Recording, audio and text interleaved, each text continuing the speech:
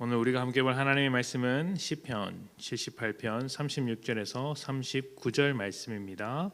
36절을 제가 봉독합니다. 그러나 그들이 입으로 그에게 아첨하며 자기 혀로 그에게 거짓을 말하였으니 이는 하나님께 향하는 그들의 마음이 정함이 없으며 그의 언약에 성실하지 아니하였음이로다. 오직 하나님은 긍휼하심으로 죄악을 덮어주시어 멸망시키지 아니하시고 그의 진노를 여러 번 돌이키시며 그의 모든 분을 다 쏟아내지 아니하셨으니 그들은 육체이며 가고 다시 돌아오지 못하는 바람임을 기억하셨음이라. 아멘. 제가 신학교 다닐 때 꽤 이슈가 되었던 사건이 하나 있습니다.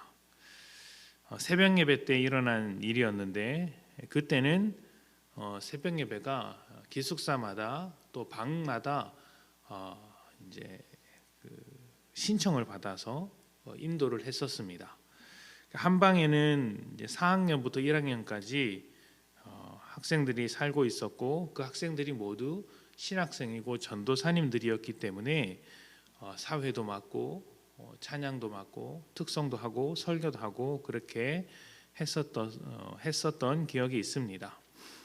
새벽 예배 때 일어난 사건은 이렇습니다. 일반적으로 설교는 4학년이 하고 이제 예배 인도는 3학년이 하고 특성은 찬양은 2학년이 하고 기도는 1학년이 맡아서 하게끔 되어 있습니다. 그날도 1학년이 대표 기도를 맡아서 하게 되었는데 이 친구가 기도를 좀 이상하게 한 것입니다. 사실 신학교니까 그 앞에 모여 있는 사람들이 다 어떻게 보면 이제 사역자들이지 않겠습니까? 전도사님들이고 또 목사님도 계셨을 것인데 단상에 올라가서 기도를 하는 시간에 평소에는 찾아볼 수 없었던 기도의 모습들이 보였던 것이죠. 그래서 그 1학년 친구가 어떻게 했냐면 단상에 올라가서 음료수를 이제 먼저 먹기 시작을 하는 겁니다. 이게 단상에 놓여 있었던 물을 마셨던 게 아니고 이제 비타민 음료수를 뚜껑을 딱 까서 이렇게 벌컥벌컥 들여 마시는 것이죠. 그것도 기도를 시작하고 나서 이렇게 갑자기 마시는 것입니다. 그때부터 좀 심상치 않았습니다. 물을 마시겠거니라고 있는데 그리고 나서 기도를 시작하고 있는데 이 기도의 내용이 이게 무슨 내용인지 기도를 하는 건지 맞는 건지 알 수도 없었고 기도하는 내내 갑자기 혼잣말을 하거나 중얼중얼거리거나 한숨을 푹푹 쉬는 것입니다. 좀 이상했죠. 우리 기도하는데 이게 기도가 아니고 도대체 뭐 하는 건가라는 생각이 들었습니다. 이미 함께 예배를 드리고 있던 수많은 학생들 사이에서는 좀 술렁이는 분위기가 있었습니다. 하이라이트는 기도를 마칠 때였습니다. 우리는 기도를 마칠 때 예수님의 이름으로 기도합니다 라고 아멘 하고 이렇게 마치는데 그 친구는 그런 말을 하지 않는 거예요. 아무 말도 하지 않고 그냥 불쑥 내려가 버렸습니다. 얼마나 황당하겠습니까? 그 뒤를 이어서 올라온 4학년 설교자 전도사님도 굉장히 당황한 얼굴이었고 한편으로는 굉장히 불편한 기색이었고 함께 예배를 드리던 그 수많은 학생들도 이게 무슨 일인가 굉장히 난감해했던 기억이 납니다. 나중에 들리는 소문으로는 그 방에서 난리가 났다고 해요. 4학년 그 전도사님께서 너무 화가 난 나머지 그 1학년 학생을 정말 쥐잡듯이 잡았다고 합니다. 제가 자세히는 듣지 못했는데 정말 크게 화를 냈다라는 이야기를 들었습니다. 근데 지금 돌이켜서 생각을 해보면 그 1학년 친구가 얼마나 많이 긴장을 했으면 그랬을까라는 생각이 들었습니다. 신학생이라고 해도 이제 20살이고 1학년이었을 것입니다. 1학년이니까 몇 달이 안 되었겠죠. 그 많은 사람들 앞에서 기도해 본 적도 없었을 것입니다. 아마 작은 교회에서 섬기다가 신학생이 되어서 그곳에 올라왔는데 1000명이 넘는 사람들 앞에서 새벽에 기도하는 것이 평생에 처음 있었던 일이겠구나라는 생각이 들었습니다. 어쩌면 그 자리에 올라가는 순간 어떻게 해야 할지 어떤 말을 해야 할지 머릿속이 하얗게 지워졌을 것이라고 생각을 합니다. 더 마음이 쓰였던 것은 과연 그 1학년 친구가 그 뒤에 기도의 자리를 기쁨으로 서려고 했을까라는 생각이 들었습니다. 아마 기도할 때마다 그 신학교 때 굉장히 힘들었던 기도의 자리가 생각나지 않을까. 또 그때의 실수 때문에 수많은 사람들로부터 비난을 받고 혼난 그 기억이 생각나지 않을까. 그렇다면 그분은 기도의 자리에서 날마다 도망치는 사람이 되었을 수도 있겠구나라는 생각이 들었습니다. 만약 그 친구가 기도를 망치고 내려왔을 때 비난과 분노가 아니라 괜찮아, 그럴 수 있어, 너 1학년이니까 아직 부족하니까 괜찮아, 처음부터 잘하는 사람은 없으니까 너무 마음에 쓰지 마라, 하나님께서도 너의 마음을 아실 것이다, 우리가 대표 기도를 더 잘할 수 있도록 도와주겠다라는 말을 들었다면, 비난과 비판이 아니라 그런 용서의 말과 이해의 말, 위로의 말을 들었다면 어떨까요? 그분은 기도의 자리에서 도망치는 사람이 아니라 더 뜨거운 기도의 사람이 될 수도 있었겠구나라는 생각이 듭니다. 제가 아직 그분이 누군지 기억하지 못하고 또 그분께서 정말 기도의 사람이 되었는지, 기도를 피하는 사람이 되었는지 확인하지는 못했으나 그럴 수도 있겠구나라는 생각이 들었습니다. 사람은 누구나 실수를 하고 아주 연약한 존재입니다. 약점이 있습니다. 부족하죠. 이런 사람의 모습을 오늘 말씀에서는 육체이기 때문에 그렇고, 또 한 번 가면 두 번 다시 돌아오지 못하는 바람과 같다라는 말로써 표현했습니다. 바람 같은 존재, 돌아오지 못하는 바람 같은 존재, 얼마나 허망하고 헛된 존재입니까?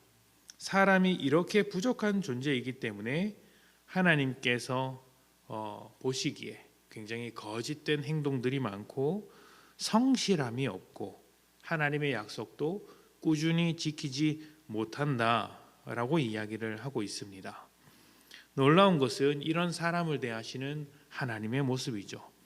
하나님은 사람이 얼마나 부족하고 약한 존재인지를 알고 계시기 때문에 긍휼하시며 인내하시며 분노하지 않으십니다. 약한 자들은 잘하고 싶어도 못하는 자들이고, 또 훌륭하게 행동하고 싶어도 훌륭한 것이 무엇인지 모르는 사람들입니다. 그래서 뭔가를 열심히 해도 실수할 수밖에 없고 실패할 수밖에 없는 것이죠. 그런 자들에게 분노한다면 죽으라는 말밖에 더 되겠습니까? 1학년 학생이 새벽 예배 때 기도를 못하는 것, 대표 기도를 못하는 것은 어찌 보면 당연한 일이죠. 4학년이 못한다면 좀 꾸지람을 들어도 되겠으나 1학년이 못한다면 그건 충분히 용납할 수 있는 일입니다. 그리고 사실 기도에는 잘하고 못하고가 없으니까, 하나님께 대하는 것이니까 우리가 기도를 못한다는 말도 사실은 정확하게 맞지 않겠다라는 생각이 드는 것이죠. 약한 자들에게 필요한 것은 그들이 성장할 때까지 돕는 것, 그들이 알 때까지 가르치는 것, 이런 것입니다. 그리고 그들이 성장하고 잘 알 때까지 인내해 주는 것이죠. 하나님께서 그렇게 일하시고 계시다. 하나님께서 이스라엘에게 그리고 모든 사람들에게 그렇게 일해 주신다라고 성경이 설명하고 있습니다. 우리는 살다 보면 자존감이라는 것이 얼마나 중요한지를 한 번쯤 들어보게 됩니다. 자존감이 높은 사람은 환경이 나빠지고 또 하던 일이 좀 실패하더라도 깊은 절망감에 빠지지는 않습니다. 금세 회복한다고 합니다. 왜냐하면 환경이나 성공의 여부와 상관없이 자기 존재에 대한 가치를 알고 있기 때문이죠. 언제나 자신을 괜찮은 사람으로 생각하기 때문에 회복이 빠릅니다. 자존감은 사람들로부터 사랑을 받을 때 만들어진다고 합니다. 하물며 하나님께서 죄인의 약함에도 불구하고 사랑해주고 계십니다. 세상 사람들이 다 비난한다고 할지라도 하나님은 우리를 긍휼하게 여기시며 우리를 도우시는 분이십니다. 하나님은 원래 그런 분이시고 하나님은 사랑이기 때문이죠. 믿음은 자기의 실력을 보는 것이 아니라 하나님의 실력을 보는 것이고, 자기의 노력을 의지하는 것이 아니라 하나님의 일하심, 하나님의 은혜를 기다리는 것입니다. 우리는 연약하여도 하나님은 강하시고 긍휼하시고 사랑이 많으시니 그분을 통해 우리가 날마다 성장해 나가는 것이죠. 나는 실패해도 하나님의 사랑으로 나는 자라게 될 것이다. 나는 더 단단해지게 될 것이다. 내 믿음이 더욱더 훌륭해질 것이다. 이러한 믿음으로 살아갈 때 우리 안에 영적 자존감이 훨씬 더 바로 세워질 것이라고 믿습니다. 하나님은 정죄하지 않으시고 용서하시는 분이십니다.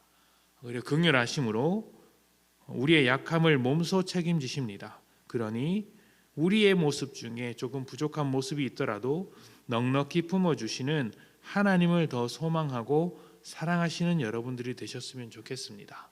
하나님께 우리의 약함을 있는 그대로 드러내십시오.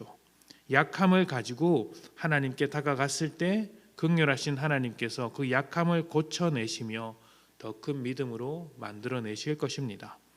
죄가 많고 연약한 인생이지만 하나님을 피하지 마십시다. 하나님께서 부르시는 자리에 온전히 서십시다. 하나님께서 부르실 때는 우리를 혼내시려고 하는 것이 아니고, 우리를 두렵게 만드시려는 것도 아니고, 우리를 벌하시려고 하시는 것도 정죄하시려고 하시는 것도 아닙니다.